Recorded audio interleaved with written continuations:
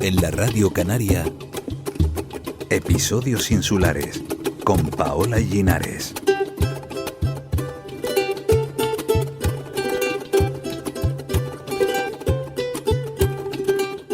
Antes de que existieran las tecnologías que hoy damos por sentadas, la supervivencia y el bienestar dependían de oficios capaces de transformar fenómenos naturales en bienes valiosos.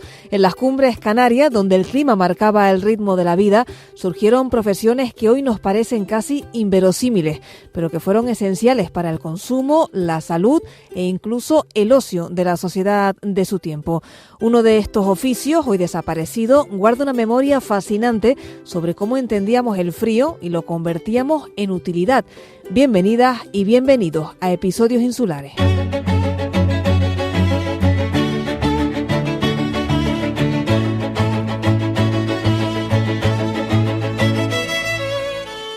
Recuperamos hoy un oficio olvidado, pero que fue de vital importancia durante varios siglos. Nos referimos a los neveros y los pozos de nieve, una profesión y unos profesionales que ha estudiado nuestro invitado de hoy, Salvador Miranda. ¿Qué tal? Bienvenido. Hola, buenas tardes. Bueno, muchas gracias. Salvador Miranda es doctor de la Cátedra del Régimen Económico y Fiscal y también doctor en Historia con la tesis La explotación de la nieve en Canarias y vamos a hablar con él sobre este asunto hoy. ¿En qué siglos y en qué fechas se popularizó o se popularizaron los pozos de nieve y el oficio de neveros en el continente europeo y cuándo llegó este oficio a Canarias? Bien, lo que yo he estudiado fue que a mediados del siglo XVII entró en Europa lo que se llamó la pequeña edad del hielo, Little Age Ice. Y en esa época, pues las temperaturas bajaron, nevaba en la mayoría de los países, en las ciudades del norte, los glaciares pues cogieron mayor volumen. Y aquí en Canarias pues tengo un testimonio claro de que nevaba más por una práctica, la práctica de recoger nieve para guardarla en 3 pozos de nieve que había en Gran Canaria. 2 de ellos construidos por el Cabildo Catedral, por la iglesia, por los prebendados de la catedral, que era el motor, uno de los motores económicos, quizás el principal de la época. ¿Por qué? Porque distribuían el diezmo de la iglesia. Y el diezmo de la iglesia, el 10% de todo lo que se generaba de riqueza en las islas, pues lo grababa la iglesia. Uh-huh. Pues bien, con ese caudal, que era un caudal importante, pues lo dedicaban a obras pías, lo dedicaban a muchas actividades, y una de ellas fue la de construir un pozo de nieve en lo más alto de Gran Canaria, en un lugar que se llama ahora el Alto del Pozo, que durante años se tergiversó el nombre y se denominó Los Pechos, y que ya hoy se denomina el Pico de los Pozos de Nieve, al punto más alto de Gran Canaria. Uh-huh. Tengo entendido que en Canarias llegó un poquito más tarde este oficio de nevero. El oficio de nevero en toda Europa está muy arraigado, pero no solo en Europa, sino que esto proviene del Oriente Medio. En Irán, en Irak, están los pozos de nieve más grandes que hay en el planeta. Uh-huh. Y eso viene pues de la época muy anterior, eso viene de la Baja Edad Media, y sin embargo aquí en Canarias fueron los prebendados los que mandaron construir en 1694 un primer pozo de nieve en Gran Canaria. Uh-huh. En la península también se utilizaban ya los neveros y el uso de la nieve, y prueba de ello es que los árabes pues tenían sus propios neveros, y que en cualquier lugar de la península con cierta altitud pues existían neveros, algunos de ellos verdaderos castillos, que de lejos parece un castillo, uh-huh, y en realidad es un pozo de nieve de unas magnitudes magníficas, muy grandes. Uh-huh.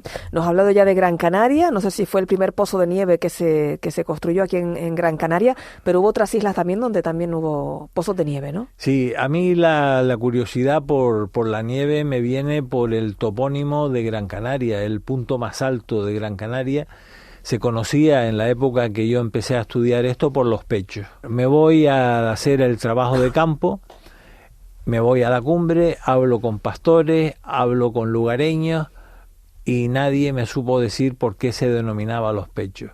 Y seguí indagando. Hasta el momento en que me encontré que en las actas capitulares que se conservan en la sede del Cabildo Catedral hay una serie de documentos de los que hizo un extracto Viera y Clavijo. Y en ese extracto de Viera y Clavijo, en 1694, hay un acuerdo de construir un pozo de nieve en el lugar más alto de la isla. En aquel entonces pertenecía a un capitán. Este señor donó, porque se lo pidió la iglesia, donó ese lugar para que se construyera un primer pozo de nieve. Está en el Barranco de la Vejerilla, en el punto más alto. Junto a él hay un helipuerto, que es el que está junto a la estación de vigilancia aérea, el EVA 21, y en aquella zona se construyó en 1694 el primer pozo de nieve del que yo tenía referencia. Posteriormente, haciendo ya la tesis doctoral, pude comprobar que en Tenerife hay algún pozo de nieve que es anterior a este de 1694. ¿Y dónde tendríamos entonces? En Tenerife, en Gran Canaria y también en La Palma hubo pozos de nieve, ¿no? Sí, las tres islas que yo he estudiado son las únicas donde nevaba con frecuencia y donde hay constancia documental de la explotación de la nieve. Gran Canaria, donde habían dos instituciones que conservaban la nieve, el Cabildo Catedral por un lado y la Real Audiencia por otro, que tenía un tercer pozo en lo que se denomina hoy en día los Llanos del Pozo. En Tenerife, que el negocio era institucional, que el negocio no era institucional sino era privado, con lo cual era el capital privado el que gestionaba esa riqueza, y de ahí se exportaba la nieve en verano a Gran Canaria los años en que no nevaba en Gran Canaria. Y también descubrí pozos de nieve en el Monte Olén, en la isla de La Palma, justo encima de Santa Cruz de Tenerife, pero a considerable mayor altitud, de donde se bajaban los bloques de hielo para el consumo de los habitantes de la isla, y en particular los de la isla, los de la capital Santa Cruz de La Palma. ¿Y ahí tiene algún registro de qué cantidad de pozos hubo en total en las islas? Cuando me metí a fondo en el negocio privado de Tenerife, encontré un documento gracias al archivero de Arafo que me dio una referencia, y esa referencia era un pleito de la Real Audiencia. La Real Audiencia estaba aquí en Gran Canaria, en Las Palmas. Me fui al Archivo Histórico Provincial y di con ese documento. Y ese documento era un pleito donde unos posibles propietarios de pozos de nieve pues querían que se les devolviera algunos pozos que habían cogido pues otras personas creyéndose que era suyo, o sencillamente los habían cogido. En ese pleito se acompaña un plano con los pozos de nieve que había junto al volcán de Arafo a una altitud de 1500 metros, que hoy en día no cae nieve no en esa zona a 1500 metros de altitud, pero en aquel entonces era la mayor concentración de pozos de nieve que había en Canarias. Si en Gran Canaria había 3, en Tenerife podía haber 40, 50 pozos de nieve. Wow. Y desde allí, desde Arafo, se exportaba la nieve en barco de vela a Gran Canaria. Nos hablaba antes de esos pozos de nieve que había en Oriente Medio, algunos dice tan grandes como castillos. Aquí, ¿cómo eran el tamaño de los pozos de nieve? ¿Cómo era de Aquí los pozos de nieve, el de Gran Canaria, el primero es en forma de paralelepípedo, es decir, como un estanque, lo único que en vez de en superficie, excavado en el suelo, y aproximadamente de 10 metros por 6,5 y 9 metros de profundidad. El segundo pozo, del que luego hablaré, que se construyó en forma de un cilindro, tenía 9 metros y medio de profundidad y un diámetro de 6,5. Pero cuando estoy hablando de estos pozos de Irán, para que se hagan una idea, estamos hablando de inmuebles que hoy en día se utilizan para palacios de congreso en su interior. Estamos hablando de miles y miles de metros cuadrados. Al Cabildo para resolver con informe de la Contaduría el memorial de Joseph Tejera, en que suplica se liquide la cuenta de su trabajo en la venta de la nieve desde el año pasado en 1733 hasta el de 1737 y se libre el resto que se le debiere. Acta del Cabildo de Gran Canaria del 25 de febrero de 1738. Bueno, y para gestionar estos pozos de nieve nace el oficio del nevero. ¿Quién era el nevero y cuál era su función exactamente? Bien, lo que yo más he estudiado, porque es la referencia documental que tengo, al ser un negocio institucional se guarda los documentos en el Cabildo Catedral. Sin embargo, en Tenerife, a pesar de que el oficio, el negocio, tenía mayor trascendencia económica, al ser empresas privadas, pues no se conserva nada. Ajá. Pues bien, en los pozos de nieve de Gran Canaria, cuando nevaba, daban un aviso y subía un capataz del Cabildo Catedral. Este capataz pasaba por el barrio de la Bodeguilla, en San Mateo. Sí. Allí compraba vino y compraba el alcohol, de tal forma que mezclaba el vino de la bodeguilla con el alcohol que también adquiría allí y tenía una bebida muy fuerte para aguantar las temperaturas. Pero en ese recorrido iba recogiendo por los distintos pagos a gente que se dedicaba a este oficio. El más importante que he visto yo, la cocinera. La cocinera era una mujer, subía a los pozos de nieve y era la que preparaba la comida durante 4 días. Una dieta hipercalórica. Cuando yo leí lo que comían, lo llevé al Hospital Insular, a los especialistas de nutrición, para que me cuantificaran esa dieta y me la calificaron de dieta hipercalórica. ¿Qué comían, por para ejemplo? Aguantar el frío de aquella época. ¿Y qué comían? Pescado salado, queso duro de la cumbre y vino mezclado con el aguardiente. Ajá. Este era el menú que tenían la gente que iba a recoger la nieve, y es importante lo que digo de que la comida y la cocinera era un hito respecto al otro pozo de nieve que existía, que era el de la Real Audiencia. Ajá. Porque los trabajadores preferían ir a recoger la nieve con el Cabildo Catedral porque le daba mejor comida que el otro de la Real Audiencia. Claro, era importante. Sin ser la cocinera, sin ser el capataz, habían los maestros. Los maestros eran los pisoneros. Estos maestros eran los que en un cuadrado, o más bien un rectángulo de madera, ponían la nieve es blanda, y con un pisón de madera la apisonaban de tal forma que convertían la nieve en un bloque de hielo. Ese bloque de hielo lo bajaban al fondo del pozo de nieve y se iba uniendo de tal forma que se convertía la superficie primera o la superficie de más abajo en un auténtico superficie helada. Para que no se mezclara esa nieve con la siguiente y se hiciera todo un bloque sólido de hielo que es imposible de manejar, cuando tenían la primera fila de bloques de hielo ponían una abundante capa de paja.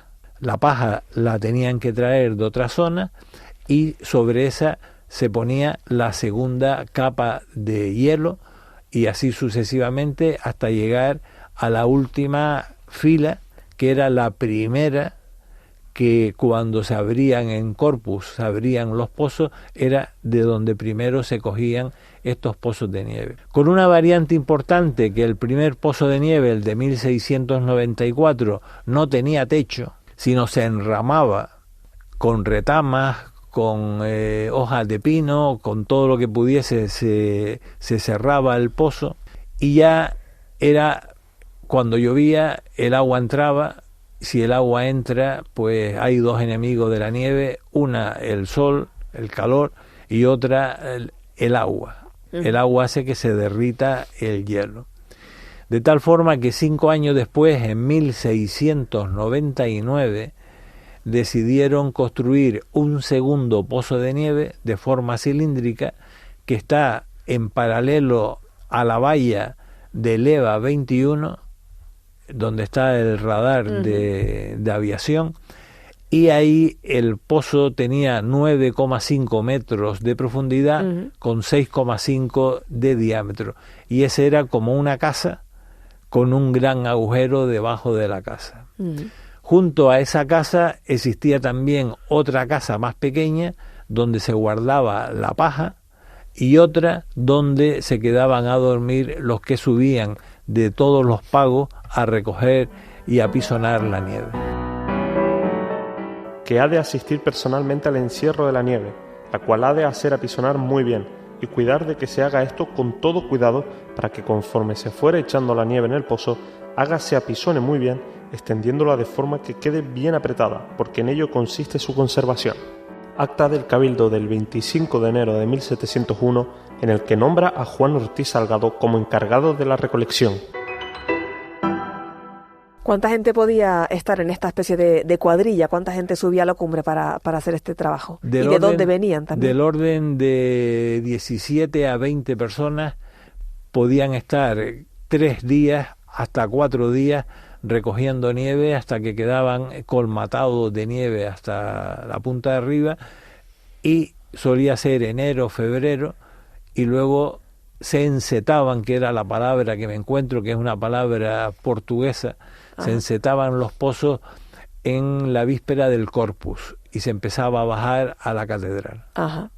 Entonces, durante 3 días hacían toda esa compactación con los bloques de hielo, acumulaban bloques de hielo, pero la nieve seguiría acumulando, ¿se volverían en otra fecha cercana o no? ¿O todos se acumulaban 3 días? Una vez que se llenasen los pozos de nieve, ya no tenía mayor sentido volver a coger. Ajá. Si ellos lo llenaban en 4 días de febrero y luego nevaba en marzo, no subían porque los pozos estaban llenos. Vale. Otra cosa, que si hubiese llenado un pozo a la mitad, volvía a nevar y entonces irían de nuevo a apisonar la nieve.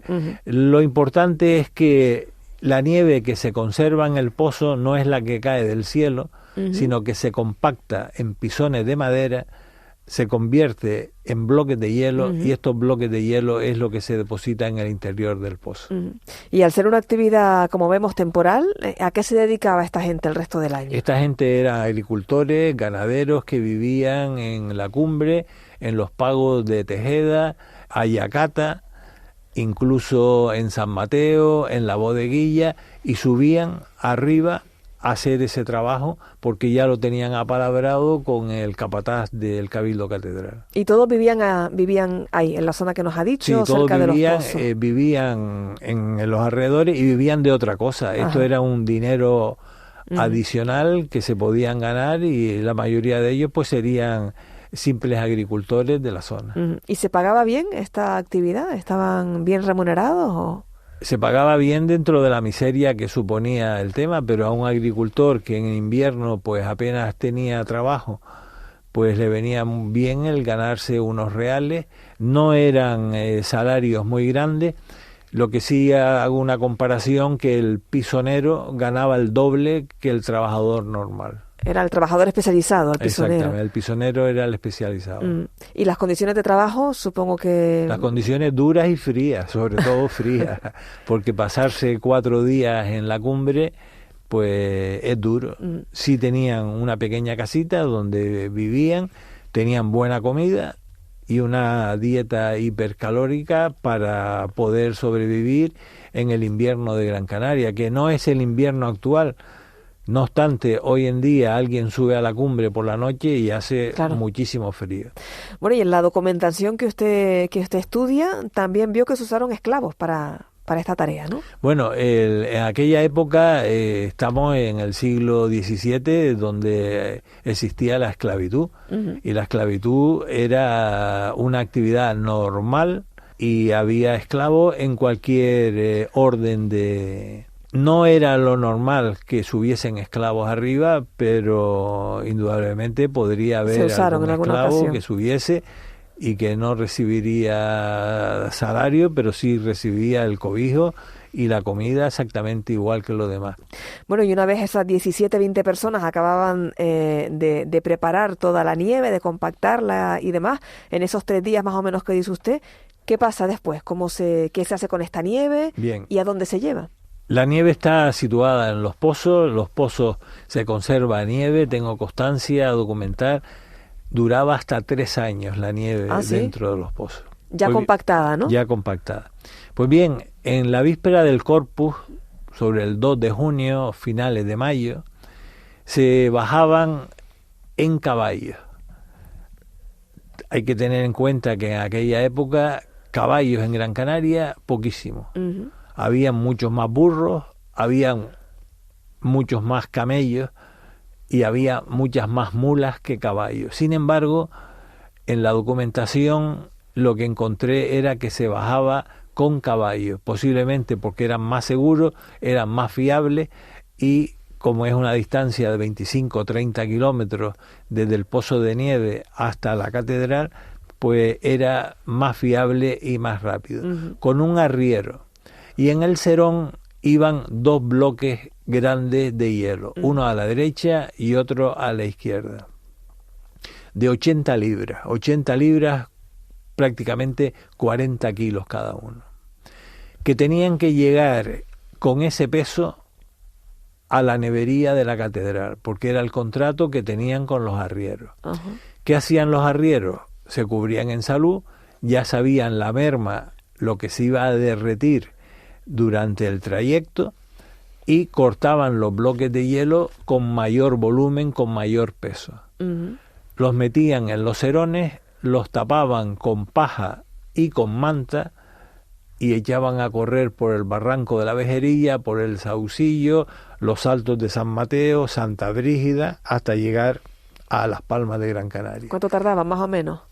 Entre 4 horas más o menos. Ajá. Es lo que tardaban los arrieros con los caballos. Vale. Una vez que llegaban a la catedral, en la fachada naciente de la catedral, la que da hacia la Casa Colón, uh-huh. Pues en esa fachada hay una grada y junto a las gradas, también muy cercana a la calle Espíritu Santo, allí documenté la nevería. Ajá. En un plano del arquitecto que hizo la reforma en aquella época. Y allí llegaba la nieve y se distribuía de 2 a 4 libras a cada uno de los prebendados de la catedral. Se surtía de nieve al Hospital San Martín, que estaba al lado en aquel entonces de la catedral, y se utilizaba allí para bajar la fiebre y para adormecer en cierta forma la herida de a quien iban a abrir para operar o para lo que sea. No está documentado que se utilizase la nieve para conservar los alimentos, pero sí lo que se denominaba el uso de botillería, es decir, para refresco. La gente rica lo compraba y refrescaba el vino o sencillamente hacía refresco uh-huh. con el hielo y ofrecía en las fiestas en sus casas pues agua fría, refresco frío o vino frío. Uh-huh. Y no solo se vendía nieve, también el agua fría que nos decía que se iba, sí, que se iba derritiendo. Que es el oficio de los botilleros. Ajá. Estos cogían el agua que se derretía y ya no se podía vender como nieve, estaba fría y se la llevaban en botellas y la vendían por la ciudad a un precio módico, barato. Siempre podemos hablar de que la libra de nieve era barata y la asocio una libra de nieve igual a una libra de pan, de tal forma que el consumo o era gratis para los enfermos o era un artículo de lujo que solo se podían permitir los ricos. Uh-huh. Y el agua derretida que además causó suspicacias, ¿no? Porque era difícil fiscalizarla. El agua derretida tiene 2 problemas. Una, que se adultera, o se puede adulterar con las mezclas que le hagan. Y otra, pues bueno, porque siempre está la suspicacia si el agua Ajá. llegaba fría, no llegaba fría. Y era un oficio que tenían unos cuantos, pero que fue importante. El agua para botillería fue importante. Ajá. ¿Y cuál fue la importancia económica de este oficio? La importancia económica de este oficio es 0. No era una industria, no significaba fuente de riqueza para nadie, solo para aquellos trabajadores que subieran arriba. Sin embargo, cumplía una misión social, la de abastecer al Hospital de San Martín, una misión lúdica que era pues para el lujo de los ricos, pero no podemos decir que fue una actividad económica importante. Quizás el mayor mérito que pueda tener una investigación de este tipo es como arqueología industrial en la zona. Es testimonio de que en la cumbre se utilizaron pozos de nieve, que se había perdido ese conocimiento y que con la colaboración del Cabildo de Gran Canaria, pues 2 de ellos están rehabilitados y cualquiera que pase por arriba, incluidos los turistas, pues se congratula de ver que en la cumbre, además de pinos, pues hay un elemento arqueológico importante. Y todo esto terminó en 1900, porque en la calle San Francisco se construye la primera fábrica de hielo industrial para abastecer a los barcos. En ese momento pues convivieron los pozos de nieve del Cabildo Catedral y de la Real Audiencia con la fábrica de hielo, pero ya al año siguiente pues se quedó con todo el mercado, porque no es lo mismo un hielo artificial mucho más limpio y situado en Las Palmas que el hielo que había que traer, que muchas veces se manchaba, se derretía, que había, que no había, y los pozos de nieve perdieron su uso. Con el paso del tiempo fueron un estorbo para los agricultores y sobre todo para los ganaderos, porque se caían las cabras, se caían las ovejas, y el tiempo y los propios ganaderos que tenían interés en que se fueran tapando, más el derrumbe de las casas que estaban al lado, todo eso se fue cayendo dentro del pozo. Y se le encarga mucho a dicho capitán Navarro que las personas que fueren a sacar la nieve sean de toda satisfacción, y asimismo se le encarga que los peones que hubieren de entrar a pisonar la nieve, cuando se recoge, sean hombres de razón, fuertes y no muchachos. Acta del Cabildo de Gran Canaria del 25 de noviembre de 1699. Para terminar, nos hablaba de esos 2 pozos rehabilitados en Gran Canaria, que además se pueden visitar. ¿En Tenerife y en La Palma tiene constancia de que se haya recuperado algún pozo que se puedan también visitar? Bien, mucho antes de que yo recuperara los pozos de Gran Canaria, los 2 únicos que hay recuperados, el tercero está localizado y señalizado. En el Monte Olén siempre estuvieron rehabilitados pues un grupo de pozos de nieve en el pico, que allí se llama Pico de las Nieves, y justo en la perpendicular de Santa Cruz de la Palma. Y en Tenerife, en la montaña de Izaña, hay un conjunto de pozos de nieve con mayor superficie de depósito que los de Gran Canaria y en mejor estado de conservación. Se cogía la nieve de los pozos de Izaña y cuando no nevaba mucho se cogía la nieve de la Cueva del Hielo en el Teide. La Cueva del Hielo está en la zona que se denomina Altavista, y ahí hay un sitio que se llama Estancia de los Neveros, porque subían hasta finales del siglo XIX, cogían la nieve y la bajaban a la Orotava y a Puerto de la Cruz. Bueno, pues Salvador Miranda, un oficio como pues, prácticamente olvidado, ¿no? Del que apenas hablamos, que conocemos poco seguramente, a pesar de nombrar constantemente el tema de los pozos de nieve, ¿no? Sí. Por lo menos como topónimo. Pues Salvador, muchísimas gracias, ha sido un placer. Muchas gracias a ustedes, yo encantado de difundir los valores etnográficos que nos quedan en Gran Canaria. No son muchos, pero debemos estar orgullosos y rescatar siempre que podamos a través del estudio, a través de la documentación, y los pozos de nieve es señal de que antes no había nada allí. Hoy en día se han encontrado y se ha rehabilitado por parte del Cabildo de Gran Canaria. Tenemos 2 pozos de nieve, más adelante a ver si hay presupuesto para rehabilitar el tercero, que era el de la Real Audiencia, y es patrimonio histórico, patrimonio arqueológico que tenemos en la cumbre de Gran Canaria. Así es, muy bien. Pues muchas gracias, Salvador. Muchas gracias. Es todo, gracias al montaje de Fernán Domínguez y a Manuel Navas por la lectura de los textos históricos. Un saludo.